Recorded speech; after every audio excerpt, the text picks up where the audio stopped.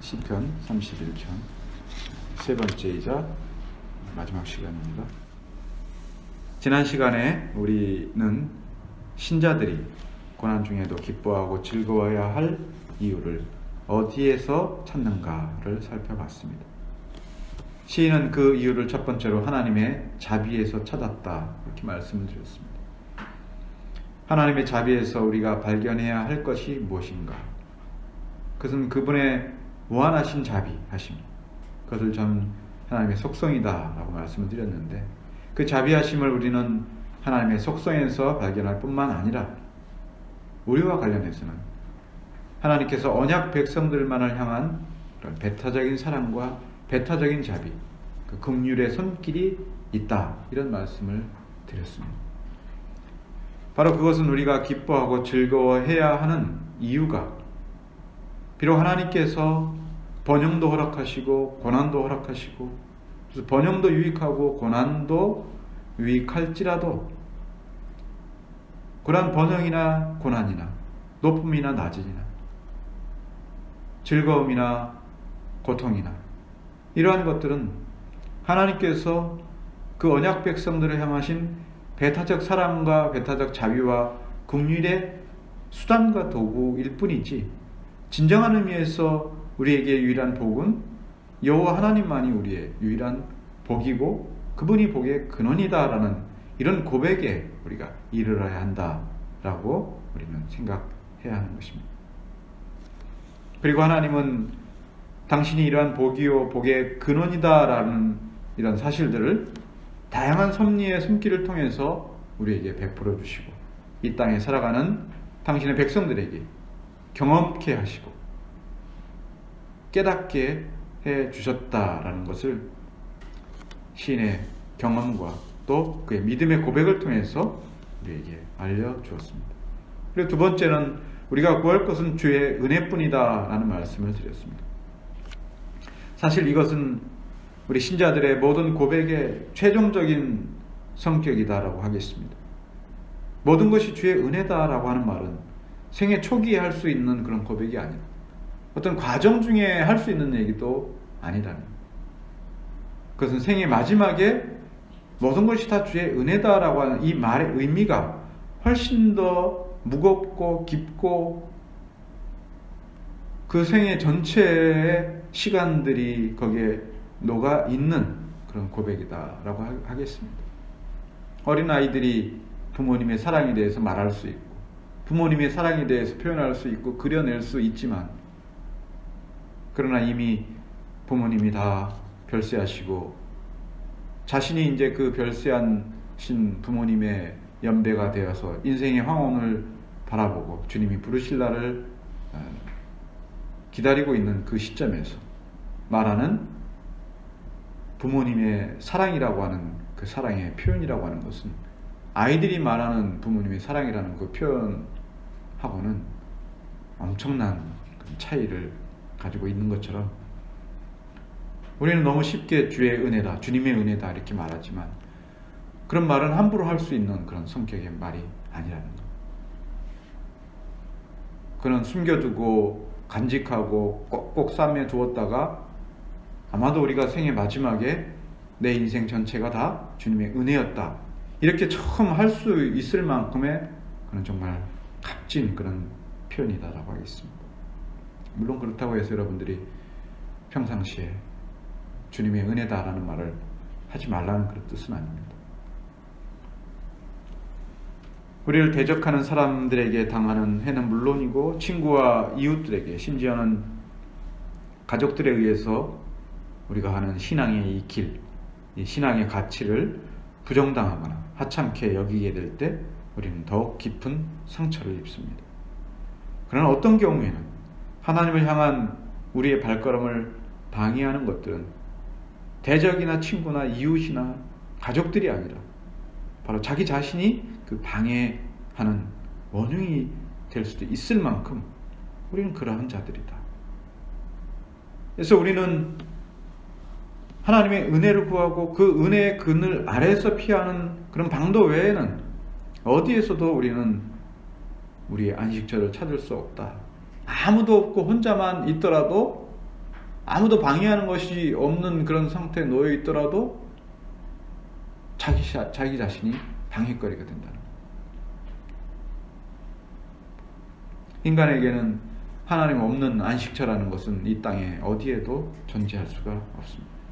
그래서 주의 은혜는 우리가 피할 그늘이고 숨을 견고한 바위고 구원을 얻은 산성이시다, 이렇게 고백을 하는 것이고, 시인은 막다른 골목에 내몰린 사람처럼 자신을 구원해 주실 것을 주님께 부르짖어서 간구했던 것입니다.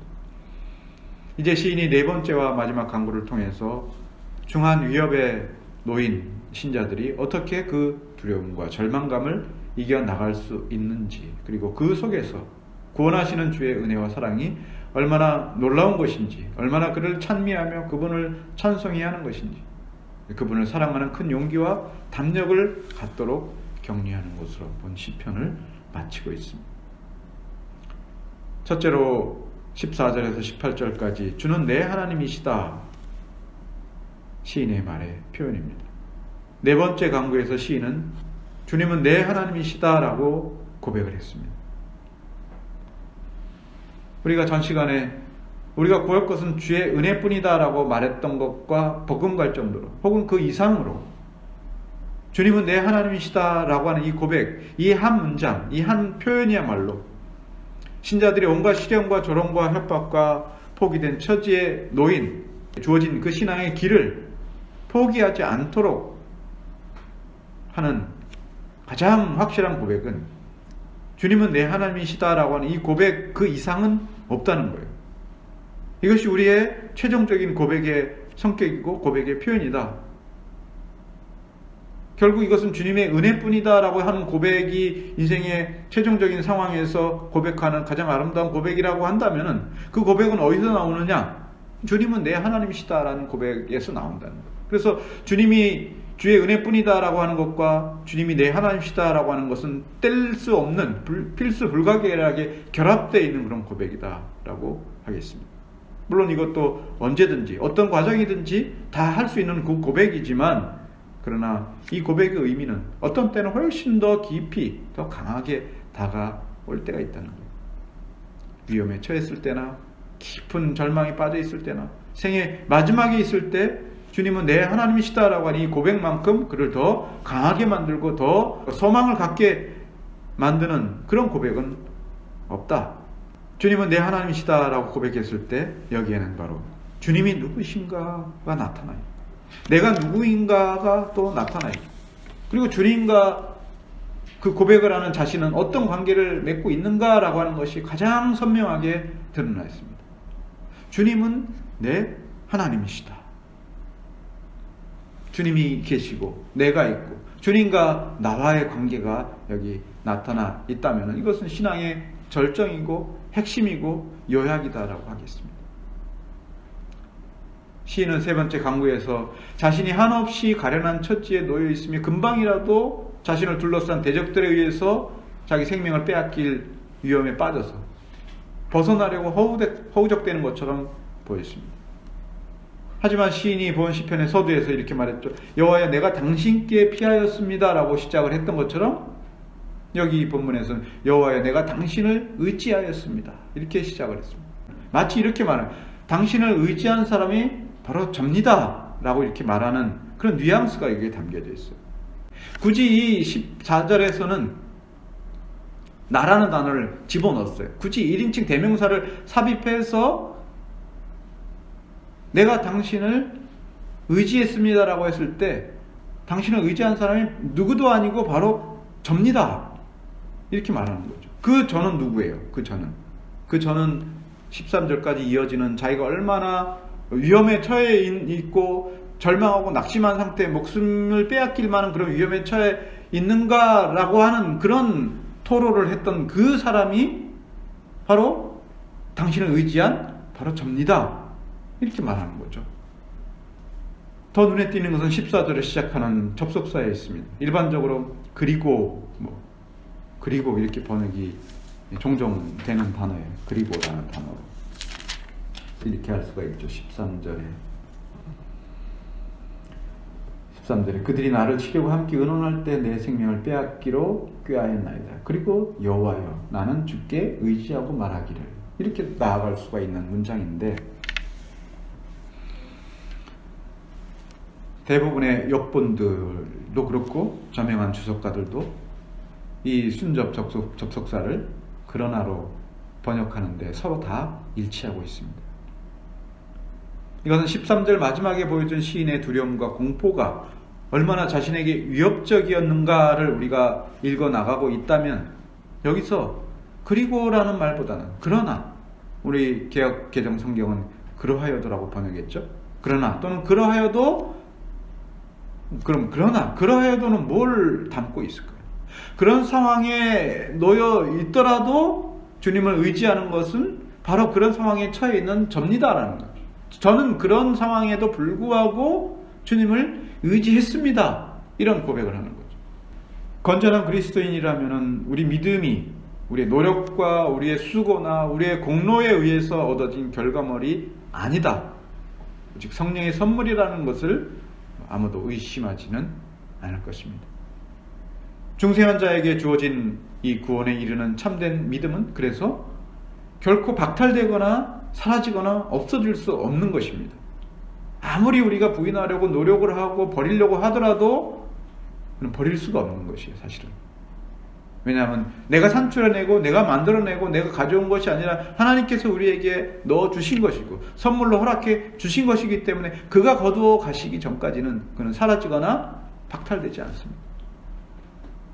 더군다나 구원에 이르는 참된 믿음이라고 하는 것은 한번 주어지면 그것이 다시 번복되거나 박탈될 수는 없는 것입니다. 하지만 이런 의미가 마치 어떤 경우에도 우리에게 주어진 그 신실한 믿음은 나약해질 수 없고 시련을 당할 때에도 낙심할 수 없고 두려워할 수 없는 그런 가장 확실하고 확고한 믿음이다 라고 하는 것을 말하는 것은 아니에요. 우리 신앙 고백서는 그래서 참된 믿음에 대해서 이렇게 고백을 할 때, 참된 믿음이라고 하는 것은 정도에 있어서 약할 때도 있고 강할 때도 있다. 자주 또는 여러 면에서 부딪혀서 약해진다, 이렇게 얘기를 하고 있어요. 박탈되거나 사라진다 이렇게 말하진 않았지만 약할 때도 있다, 강할 때도 있다, 이렇게 말하고 있어요. 그래서 시인이 방금 전까지만 해도 마치 덫에 걸린 짐승처럼 곧 죽게 될 것처럼 두려워하면서 울부짖었다라고 할 때 우리는 그것을 불신앙이다 이렇게 말해서는 안 된다는 거예요. 이거는 우리가 다른 지체들이나 형제들을 바라볼 때에도 동일한 원리를 가지고서 바라봐야 되는 것입니다. 약해질 때 우리는 그 약해진 사람에 대해서 어떤 마음과 자세를 가져야 될 것인가? 하나님이 기다리시는데 우리가 기다리지 못할 이유는 없습니다. 어떤 신자가 스스로 생각하기를 강한 믿음을 갖고 있으므로 자신은 어떤 어려움 속에서도 내 믿음은 절대로 약해지지 않다, 어떤 상황에서 나는 건재하다라고 이렇게 자신 있게 말하는 것은 위선이거나 혹은 교만에서 나온 것일 수 있다는 생각을 하셔야 됩니다. 우리는 약해질 수 있습니다. 약해지는 것을 인정하지 않고 부인할 필요까지는 없다는 거예요. 우리에게 주어진 시련이 물질적인 것이든 심적인 것이든, 그것이 외부로부터 온 어려움이든 내부에서 일어난 어려움이든지 간에 고통스럽고 아플 때, 고통도 느끼지 못하고 아픔도 느끼지 못하는 사람이 있다면은 그는 하나님께서 그에게 기쁨과 즐거움을 주셨을 그 기회도 그 기쁨과 즐거움을 사실상 누리지 못하게 될 것은 너무나 자명한 일이에요. 고통을 느끼지 못한다는 것은 기쁨과 즐거움도 느끼지 못하는 상태가 될 수 있다는 것이죠. 하나님께서 고통을 주시면 우리는 아파해야 되는 거예요. 고통을 주시는데 마치 아무렇지도 않은 듯이 할 수 없는 것이죠. 당연히 고통스러운 과정이 있을 때 아픈 척도 안 하고 아프지도 않은 것처럼 그렇게 한다면 그는 하나님께서 교훈하시는 것을 거절하는 셈이고 교훈하실 때 아무것도 배우지 못하는 사람이다. 자신이 처한 그 처지가 어떤 처지인가를 살펴보면서 때로는 고민하고 아파하고 신음하며 하나님께 부르짖을 필요가 있다는 것이죠. 섭리를 믿는 사람이라는 것은 하나님께서 다 알아서 해주시겠지 하고 평상시에 아주 평온하게, 위기 순간에도 평온하게 지내는 사람, 그런 사람이 아니라는 거예요. 그건 운명론에 가까운 것이죠. 섭리라고 하는 것은, 섭리를 믿는 신앙이라고 하는 것은 아파하게 하실 때는 아파해야 되는 것이고 즐겁게 하실 때는 즐거워해야 하는 것이죠. 우리 본성은 그것으로부터 자유롭지 않습니다. 하나님께서는 우리 본성을 말살시켜 가면서 당신의 신앙이 자라도록 하시지 않는다는 것이죠. 그래서 본절에서 시인이 여호와여 그러하여도 나는 주께 의지하였습니다 라고 만료형으로 말한 이 부분이 참 중요한 그런 의미가 있어요. 이것은 13절까지 이어왔던 그 시련의 그 한복판에서 신음하며 주께 부르짖는 동안에도 그가 여호와를 의지하였던 그것을 멈추지 않았다, 이것을 말합니다. 멈추지 않았다. 비로소 다 끝나고 나서 깨달은 것이 아니라 그 과정 가운데서도 아파하면서도 신음하면서도 또 때로는 하나님을 원망하면서도 하나님을 의지하는 것을 놓치지 않았다, 이렇게 말하는 것이죠. 욥이 하나님에 대해서 가지고 있었던 그런 태도 중에 하나라도 볼 수가 있어요. 욥이 하나님을 원망하지는 않았지만 자기의 태어난 나를 저주하면서 차라리 나지 않았으면 좋았을 것이다 라고 자기 인생 자체, 출생 자체를 저주하고 이렇게 말했지만, 독한 말을 말했지만 그런 과정 가운데서도 하나님에 대한 신뢰를 그는 저버리지 않았다는 것이 곳곳에 배어 있다는 거예요. 그의 고백 안에는. 즉 그의 믿음이 위협 앞에서 두렵고 떨며 낙심하기는 했지만 결코 사라지지 않았다는 것을 반증하는 것이죠. 고백서에서 말하는 믿음에 대해서 규정하는 것처럼 약해지기는 했지만 사라지지는 않았다.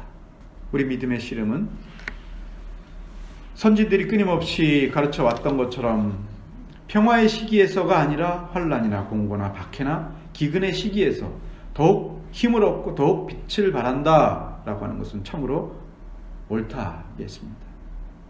신자들이 번영의 시기에 할 수 있는 것은 감사와 찬양뿐이라면 고난의 시기에는 그들이 주를 의지하고 주님께 피하고 그의 영혼이 주를 찾기에 목마른 사슴이 시냇물을 찾는 것처럼 갈급하게 주님을 찾는다라고 한다면은 이것은 시인이 다른 곳에서 고백한 것처럼 고난을 당하는 것이 내게 유익이다 라고 이렇게 말했을 때 그거는 그냥 허튼 소리가 아니라 그냥 한번 해보는 그런 그럴듯한 그 말이 아니라 자기의 인생의 경험과 과정을 통해서 할 수 있었던 그 말이라는 거예요.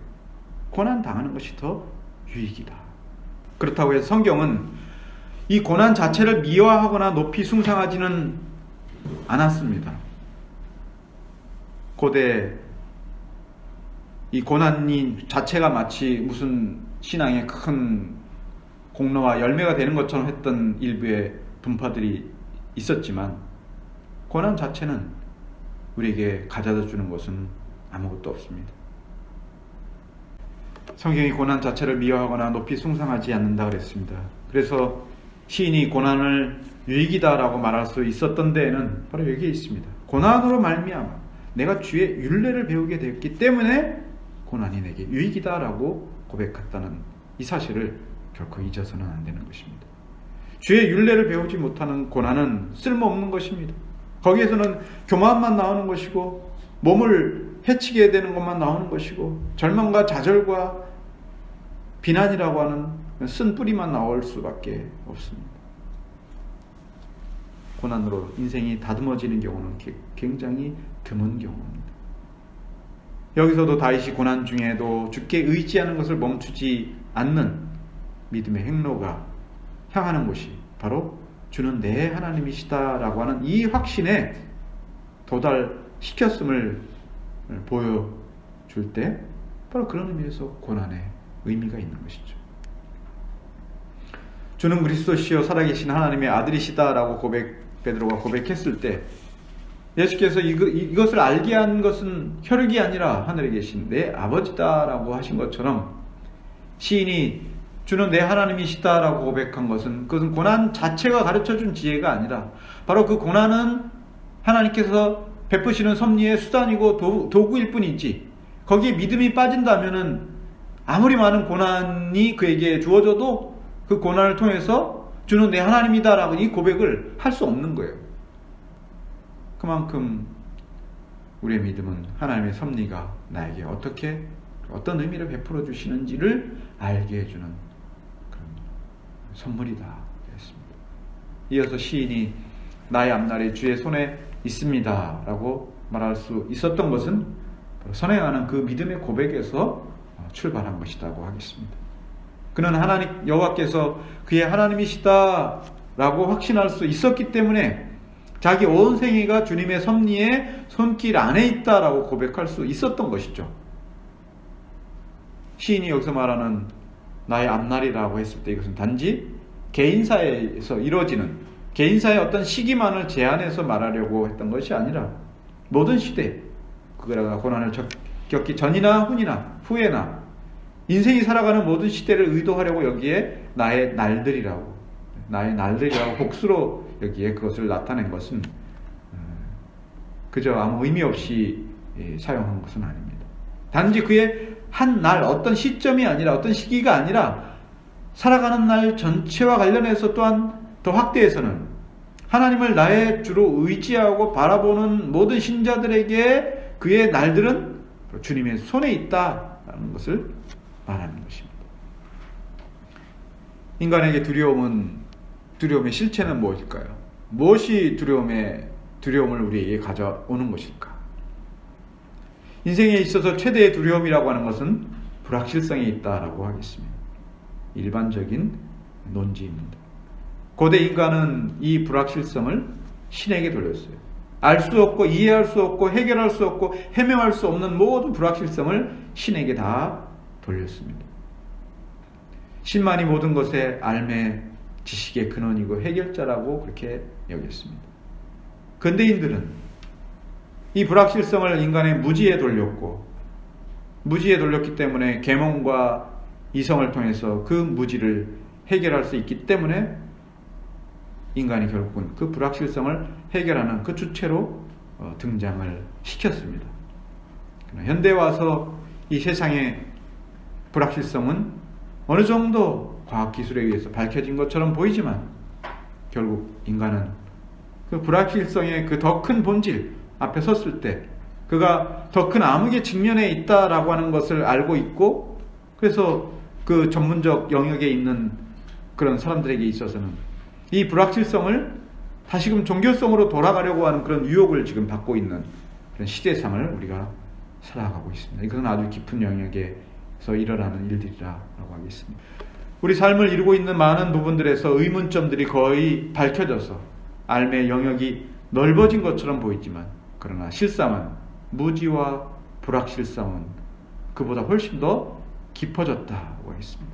많은 사람들에게 이 깊어진 것은 감춰지고 있지만 사실은 더 깊어졌다라고 하겠습니다. 우리가 알고 판단하고 행하는 일들이 보이고 나타나는 모든 원인과 결과가 전부인 것처럼 생각하는 것이야말로 참으로 어리석은 일이다. 시인이 여기서 주의 손과 내 원수들의 손을 비교하고 있는 것처럼 말하고 있는데, 창조주와 피조물의 차이는 비교할 수 없이 크다고 하겠습니다. 하나님은 시간의 창조주시고 원수들은 그분이 지으신 시간 안에 존재하는 하잘것없는 피조물들일 뿐입니다. 그들은 시간을 넘어서 하나님의 뜻을 거역할 수 없습니다. 시간을 정하시고 시간을 운행하시고 시간을 경영하시는 그 하나님의 손길 안에 놓여져 있는 한낱 피조물에 불과한 것입니다. 그래서 주님이 하시고자만 한다면 원수들의 손에서 우리를 건져내는데 주님 편에서는 사실 아무런 공력이 들지 않는 일입니다. 따라서 시인이 여기서 표현하는 이 표현을 주목해 보십시오. 시인은 하나님께서 원수들의 손에 잡혀있는 우리를 주님의 손으로 건져 주십시오라고 이렇게 표현하기보다는 여기서는 나의 날들이 주님의 손에 있습니다라고 하는 이 고백만으로 그는 충분하다는 것을 지금 말하고 있어요. 내 원수들이 그들의 칼날을 가지고 나를 위협하고 그들의 손으로 나를 붙잡고 있지만 여기서 나를 꺼내 주십시오라고 말할 필요도 없을 정도로 주님이 시간의 주인이십니다. 주님이 이 세상의 주재자이십니다라는 이 고백만으로도 이거는 다 해결될 수 있다라고 하는 그런 인식이, 하나님에 대한 인식, 이 세상과 시간과 공간이라고 하는 이 인식이 이 시인에게는 있는 것이죠. 그래서 여기서 말하고 있는 나의 날들이다라고 하는 것은 어떤 막연한 날들, 어떤 날들이 아니라 마치 이 표현은 하나님께서 정하신 때가 있다, 명하신 그 시간이라고 하는 것은 하나님의 명하신 결과다라고 말하는 거예요. 지정하신 어떤 하나님께서 뜻이 있다, 이런 뜻을 이 날들이라고 하는 표현이 사용하는 그 용례들 가운데서 여러 군데서 이렇게 발견이 되는데, 예컨대 이렇게 말합니다. 법정에 서는 나를 암시한다라고 봤을 때 다니엘서의 예언해 보면 그때 여기 바로 나의 날들이라고 표현했을 때 그 날들이 바로 그때라는 거예요. 그때 내 민족을 호위하는 대군 미가엘이 일어날 것이죠. 또 환란이 있으리니 이는 개국 이래로 그때까지 없던 환란일 것입니다. 그때 내 백성 중 무릇 책에 기록된 모든 자가 구원을 얻을 것이다. 지혜자도 같은 뜻으로 말하죠. 하나님의 모든 것을 지으시되 때를 따라 아름답게 하셨고 또 사람에게 영원을 사모하는 마음을 주셨느니라. 그러나 하나님이 하시는 일의 시종을 사람으로는 측량할 수 없게 하셨다. 결국 이러한 말씀들은 이 세상의 모든 일들은 하나님의 섭리 아래에서 이루어지고 있다는 뜻이고, 심지어 악인들이 의인들을 핍박하고 대적하는 행위조차도 하나님께서 하시는 그 섭리의 밖에서는 일어날 수 없다라고 하는 것을 우리가 본다면, 비록 하나님께서 악인들을 고용하셔서 그들에게 악행을 사주하시는 그런 분은 아니지만 그들은 하나님이 결코 알 수 없도록 몰래 하나님이 간섭하지 못하는 영역에서 자기 일들을 행할 수 없는 존재다라는 점을 볼 때 하나님의 섭리를 믿는 신앙이라고 하는 것은 여러 가지 위협 앞에 놓인 신자들에게 이보다 더 큰 위로와 확신을 가져다 줄 수 있는 신앙의 덕목은 없다라고 하겠습니다. 시인은 이렇게 하나님의 섭리가 확실해서 자신이 악인의 손에서 건져냄을 받으리다라고 하는 것을 전혀 의심하지 않았지만 거기에 더해서 그는 우리의 연약함을 돌아보실 것을 간청하고 있습니다. 그리고 악인에 대한 심판도 확실하게 나타내 주실 것을 간청을 했습니다. 앞서 시인의 입을 통해서 고난받음이 우리에게 유익이다라고 했어도 어떤 사람이 그래 유익을 얻으려고 고난을 저에게 주십시오라고 강구하는 것은 너무나 미련한 짓이죠. 이것은 마치 죄가 더한 곳에 은혜가 더욱 넘친다라고 하여서 은혜를 더하기 위해서 죄를 지을 수 없다라고 하는 사도의 교훈의 뜻과 같은 맥락이다라고 보겠습니다. 그래서 우리는 할 수만 있다면 고난과 시련을 당하지 않도록 구해야 하는 것은 당연한 것입니다. 그리고 우리가 어려움에 빠졌을 때는 어떡합니까? 여기서 벗어날 방도를 찾으며 주님께 피할 길을 구해야 하는 것이 마땅한 우리의 도리입니다. 이것을 터부시하거나 이것을 폄하하거나 이것을 외면할 필요가 없습니다. 아까 말씀드렸던 것처럼 우리 신앙은 절대로 무너지지 않고 약해지지 않는 것이다 라고 하는 그 생각 자체가 더 위험할 수 있다는 거예요. 우리는 우리가 약한 존재라는 것을 인정을 해야 돼요. 믿음 자체가 약한 것이 아니라 그 믿음을 소유한 우리가 약하기 때문에 우리가 가진 믿음은 약해질 수 있어요. 이것을 인정하는 순간 마치 시냇물을 찾는 목마른 사슴처럼 그렇게 절박하게 하나님을 찾을 수가 있는 거예요. 자기의 약함을 인정하지 않는 사람은 절박하게 하나님을 찾는 것은 불가능한 일입니다. 그래서 시인이 여기서 주의 얼굴을 주의 종에게 비출 것을 강구하고 있습니다. 이 의미는 때때로 먹구름이 몰려들어서 하늘을 가리죠. 빛나는 태양을 가립니다. 천둥과 폭풍을 내리고 있지만 우리는 여전히 그 폭풍과 바람과 먹구름 그 너머에 그 위에 빛나는 태양이 비추고 있다는 것을 알고 있음에도 불구하고 우리 본성은 그 본성의 연약함은 폭풍 속에서 두려워할 수 있다는 것이죠. 그럴 때 우리는 다시 이 먹구름이 지나가고 해가 비출 것을 기도하고 간청해야 하는 것이에요. 그때 하나님께서 우리에게 그것을 요구하셨다면 우리는 그것을 외면하거나 도외시할 필요가 없다는 거예요. 뭐 언젠가는 하나님께서 알아서 해주시겠지라고 하는 것은 신앙이 좋은 모습처럼, 신앙이 아주 단단하고 견고한 사람처럼 보일 수 있지만, 그런 하나님께서 가르치시는 교훈을 그는 거절한다는 것을 우리는 기억해야 하는 것입니다. 그래서 주님의 뜻이 우리에게 따뜻한 햇살처럼 비춰주시기를 구해야 하는 것은 사실상 우리 신앙의 의무다라고 하겠습니다. 한편으로 시인은 악인들에 대한 심판도 집행하실 것을 간청하고 있습니다. 이것은 의인들에 대한 칭찬과 격려만큼이나 그들에게 용기와 담력을 선사해 줄 것입니다. 여기서 시인은 악인들의 침묵을 그들의 교만하고 완악한 말과 거짓 입술에 대응하는 말로 제시하고 있습니다. 비록 우리의 현실의 도처에서는 이와 반대 현상들이 발견되고 있지만, 그럼에도 때때로 숨겨졌던 불의가 그리고 거짓이 드러나고 그들에게 합당한 정죄가 행해지고 벌을 받게 될 때 공의와 정직과 그리고 진실함으로 살아가는 사람들이 어느 정도 위로와 격려를 얻을 수 있다고 본다면, 이것을 구하는 것은 우리 신앙에 있어서 당연히 추구해야 될 그런 도리라 하겠습니다. 시인이 침묵을 말하거나 말 못하는 자가 되라고 소원하는 것은 악인들에 가해지는 영원한 심판으로서 죽음을 가르치는 것이기 때문에, 그때까지는 우리는 이 뒤바뀐 현실을 바라보면서 낙심하지 말아야 될 그런 의무가 우리에게 있습니다. 여호와는 진실한 자를 보호하신다. 마지막 간청의 내용입니다. 이제 시인은 마지막 강구를 통해서 하나님께서 그의 사랑하는 자들을 얼마나 귀하고 특별하게 살피고 계신지를 감격에 찬 음성으로 노래하고 있습니다.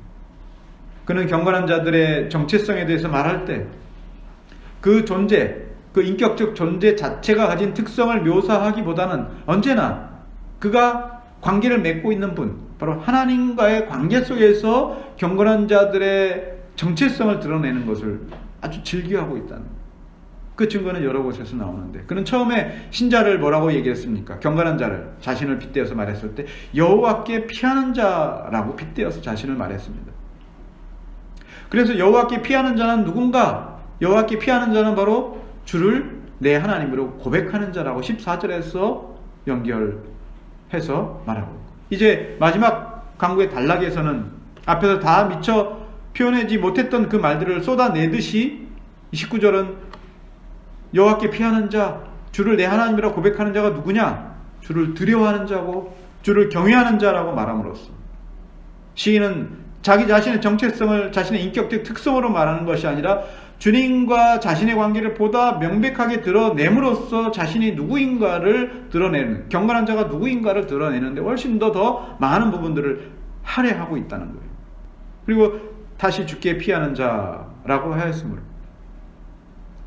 이어서 23절은 너희 모든 성도들, 경건한 자들이라고 불렀으며, 마지막으로 여호와를 바라는 자들, 여호와를 기다리는 자들이다 라고 이렇게 표현했습니다. 우리의 존재는 여호와 하나님과의 관계를 제외하고는 증명될 수도 없고 증명할 수도 없고 아무런 의미가 없습니다. 시인이 경건한 자에 대해서 이렇게 묘사하는 방식 속에는 항상 그들의 본질이 하나님과 관계되어 있다라고 하는 것을 계속해서 암시하고 있는 것이에요. 인생이란 하나님과 관계를 맺을 때 비로소 그 인생에 참된 의미를 가지며 치복을 얻게 됩니다. 그렇지 않은 인생은 아무리 든든히 선 때조차도 진실로 허사뿐이다 라고 하는 성경의 말씀이 여러 곳에서 증거하고 있습니다. 그리고 하나님께서 그의 언약 백성들에게 베푸시는 은혜와 사랑과 보호하시는 섭리의 손길이 얼마나 특별하고 위대한지를 말하면서 동시에 그것이 배타적이고 제한적이라는 것을 시인은 잘 묘사해주고 있습니다. 먼저 주께 쌓아두신 은혜, 인생 앞에 베푸신 은혜가 얼마나 큰 것인지를 말하지만 그 쌓아두신 은혜를 베푸실 때 그 베푸시는 은혜의 혜택은 모든 사람에게 돌아가는 것이 아니다라고 말하고 있어요. 그러면 주께서 베푸시는 은혜는 누구를 위한 것인가? 시인은 곧 주를 경외하는 자, 주를 두려워하는 자를 위한 것이요 주님께 피하는 자를 위한 것이다 라고 말합니다. 그들 외에는 누구도 주님의 크신 은혜를 받을 자가 없다라고 말합니다. 이 은혜가 궁극적으로 영원한 복이다라고 할 수도 있겠지만 여기서는 이 생에서 하나님이 허락하신 은혜다라고 할 수 있는데 시인은 주께서 인생 앞에 베푸신 은혜다라고 이렇게 말하고 있기 때문입니다. 우리는 주께서 베푸신 은혜가 얼마나 큰지에 대해서 어떻게 받아들여야 할까요? 그 은혜가 크다는 말은 많다는 것이기도 하고 멀리에서 누가 보더라도 아주 현저하게 보일 만큼 그렇게 현격하다라고 할 수도 있고 또 때로는 그 은혜가 충분하다라는 뜻으로도 이 말을 우리가 이해할 수 있습니다. 신자들의 삶 자체가 특별 계시 형태로 주어졌던 옛 시대에는 부요나 빈곤이 하나님의 은혜를 혹은 저주를 상징하던 바로 그 시대였습니다. 그래서 지혜자의 말처럼 하나님이 재물과 부요를 주사 능히 누리게 하시며 분복을 받아 수고함으로 즐거워하게 하신 것은 하나님의 선물이다라고 했습니다. 그렇게 그 시대는 부요는 하나님의 축복이요 가난과 빈곤과 고난은 하나님의 저주라고 하는 그런 시대로 상징화됐습니다. 그러나 그런 시대조차도 지혜자는 이렇게 말했습니다. 어떤 사람은 그의 영혼이 바라는 모든 소원에 부족함 없이 재물과 부귀와 존귀를 하나님께 받았으나 하나님께서 그것을 누리도록 허락하지 아니하였으므로 이것도 헛되어 악한 병이로다. 분명히 부족함 없이 재물과 부요가 허락을 받았어요. 근데 그 받은 것을 자신이 누리지 못하는 거예요. 그러면 결국 부요와 재물과 존귀라는 것도 하나님이 허락하지 않는다면 그에게 복의 형태로 주어진 것이 아니라 저주의 형태로 주어진 것이다 라고 보겠죠. 달리 말하면 그런 부요와 빈곤과 가난이라고 하는 것은 사실상 그것은 껍데기가 불과하다. 실제로 하나님이 없는 사람, 하나님을 갖지 못한 사람은 부요를 얻어도 그 부요를 누리지 못한다는 것이고 고난 가운데에서도 깎여지고 다듬어져서 하나님을 발견할 수 없기 때문에 역시 그것도 은혜가 아니라 저주다라고 할 수 있겠죠. 사람이 비록 100명의 자녀를 낳고 또 장수하여 사는 날이 많을지라도 그의 영혼은 그러한 행복으로 만족하지 못하고 또 그가 안장되지 못하면 낙태된 자가 그보다 낫다라고 이렇게 말했습니다. 그런데 새 언약 아래에서는 인생의 부요에 대해서 훨씬 더 혹독하게 표현하고 있습니다. 화 있을진저 너희의 부요한 자여 너희는 너희의 위로를 이미 받았다. 주께서 말씀하셨습니다. 부요가 그에게 복이나 축복이나 그런 은혜가 아니라 때로는 그것이 오히려 저주의 형태로 주어질 수 있다는 것을 말씀하고 있어요. 대신에 신약은 참된 부요가 무엇인지에 대해서 더 명확하게 말합니다. 하나님의 지혜와 지식이 부요다라고 말합니다. 우리 주 예수 그리스도는 바로 부요하신 자라고 소개하고 있습니다. 그래서 그의 가난하게 되심은 믿는 자들로 하여금 그의 가난하심으로 부요케 하려 하심이다라고 말하고 있어요. 하나님이 가난한 자를 택하여서 믿음에 부요하게 하셨다라고 이렇게 말하고 있어요. 이러한 말씀처럼 그리스도와 그의 사도들은 우리가 일반적으로 생각하는 이 땅에서의 부요의 개념을 완전히 다르게 제시하고 있습니다. 그런 부요와 재물과 존귀가 그 부요의 실체가 아니라 그리스도 자체가 바로 부요의 실체라는 것을 말하고 있고 하나님께서 그 부요의 근원이다라고 하는 것을 소개하고 있습니다. 그래서 그리스도가 없으면 하나님이 없으면 아무리 많은 부요와 존귀와 재물을 가지고 있어도 그는 가난한 자요 그 행복을 누리지 못하는 저주받은 자다라고 하는 것이 바로 신약의 부요의 의미다라고 합니다. 신실하게 하나님을 믿고 따르고 거기에 자기 온 생을 드리는 세상의 관점을 보면 빈곤이고 결핍이고 부족함인데 성경은 그것을 바로 부요다라고 말합니다. 왜 그렇습니까? 그 안에 진실한 믿음이 있기 때문에 그 안에 그리스도를 향한 그 믿음의 부요함이 있기 때문에 그렇기 때문에 보는 눈과 들을 귀가 있을지라도 하나님의 은혜가 충족히 주어지는 그 믿음의 부요함에 대해서는 이 세상 사람들은 눈먼 자들에 불과하고 귀머거리와도 같다라고 하겠습니다. 하지만 우리는 세상과 전혀 다른 길과 방식으로 주께서 베푸신 은혜를 받아 누려야만 하는 것입니다. 사도가 자족의 비결에 대해서 이렇게 말했습니다. 비록 천에 처할 줄도 알고 풍부에 처할 줄도 알아 모든 일에 배부르며 배고픔과 풍부와 궁핍에도 일체 비결을 배웠다. 자족의 비결을 말하고 있습니다. 우리가 자족의 비결을 배워야 할 분야가 얼마나 많이 있을까요? 그것은 우리 신앙이 비루하게 살거나 항상 어렵게 살려고 노력한다는 취지가 아니라는 것이죠. 가난하게 살아야 선비들처럼 선비의 덕목이 가난하게 청렴하게 사는 것이 선비의 덕목이다라는 것처럼 그리스도인들은 그렇게 가난하고 빈곤하게 살아야 된다라고 하는 것을 찬양하는 것은 아닙니다. 그런 처지에라도 우리는 자족의 비결을 배울 수 있다면 하나님의 선하신 손길이 우리를 지배하고 있고 시간을 지배하고 있으므로 이 시대를 지배하고 있으므로 그분을 의지하고 그분을만 바라보면서 자족할 수 있다는 바로 그 처지에서도 자족을 할 필요가 있습니다. 시인은 하나님께서 언약 백성들을 보호하시고 돌보시는 그 열심이 얼마나 특별한지에 대해서 말했습니다. 그래서 은밀한 곳에 숨기셨다 했습니다. 비밀이 장막에 감추셨다 이렇게 말했고 견고한 성에서 그의 놀라운 사랑을 보이셨다 이렇게 말하겠습니다. 아무리 두렵고 깜짝 놀랄 만한 위협 앞에서 마치 주님의 목전에서 내가 끊어진 사람처럼 보여도 그들이 하나님을 경외하는 자요 하나님께 피하는 자요 주님을 의지하는 자로서 간구할 때 주님은 언제나 그들의 간구를 들으신다 이를 말하고 있습니다. 따라서 그들은 하나님을 향해서는 사랑하는 자라고 하는 이 별칭을 받았다면 그 사랑을 거짓 없이 진실함으로 나타내는 자들이다 라고 하는 그 별칭을 받을 만하겠습니다. 이제 시인은 진실한 자를 보호하시고 교만한 자를 엄중히 갚으시는 분이라는 근거를 바탕으로 어떤 경우에도 절망하거나 낙심하지 말며 하나님을 경외하는 자들에게 강하고 담대하라는 이 말로 그의 시편의 마지막을 장식했습니다. 말씀을 맺겠습니다. 이제껏 우리는 위협으로 둘러싸인 경건한 신자가 어떻게 그리고 어디로 피할 길을 찾아야 하는가에 대해서 말씀을 드렸습니다. 시인은 무엇보다도 자기를 구원하시는 하나님과 자신이 누구인지에 주목했습니다. 그는 하나님이시고 나는 그의 백성입니다. 그는 나의 하나님이 되시고 나는 그의 백성이 되리라는 이 언약의 말씀이 바로 핵심이다라고 하겠습니다.